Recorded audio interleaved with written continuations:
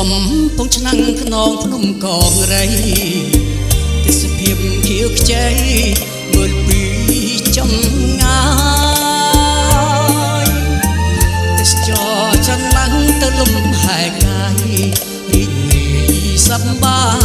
យញញឹមរាក់ទាំងស្រុកកំពុងលេងជារមណីយដ្ឋានកំពូកល្យាអូនងូតទឹកទលាក់បងទៅមួយក្បែរចង់សួររាំងទាំងតែស្រងវល់លាក់អូនមិនច្លើយច្លងអូនស្លៀកស្ដាំណាស់ឃើញរាំងទាំងងងចង់តែហងទៅបីត្រកងច្របល់ភ័យផងអរផងក្នុងវិញដួងបងដូនខំចង់វាក់បើបងមានរិទ្ធប្រែក្រឡាបានបងនឹងប្រែប្រានចិត្តគ្មានស្ទើស្ទាំងក៏ជាទឹកលៀនត្រកងថ្នមថ្នាក់អោថារួមរាំងដូចក្តី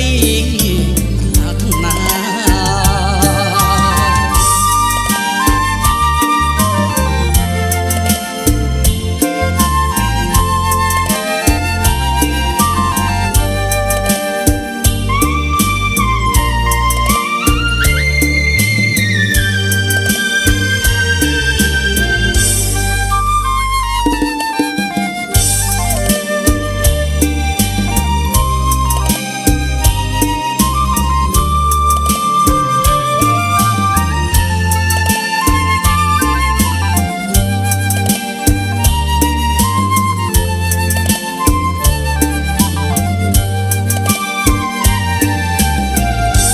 កំពុងឆ្នាំងខ្នងភ្នំកងរៃ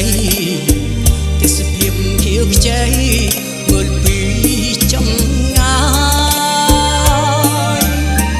ទេសចរចំណាំងទៅលំហែកាយរីករាយសប្បាយញញឹមរាក់ទាំងស្រុកកំពុងលេងជារមណីយដ្ឋានកំពូកល្យាអូនងូតទឹកទលាក់បងទៅមួយក្បែរចង់សួររាំងទាំងតែស្រងវល់លាក់អូនមិនច្លើយច្លង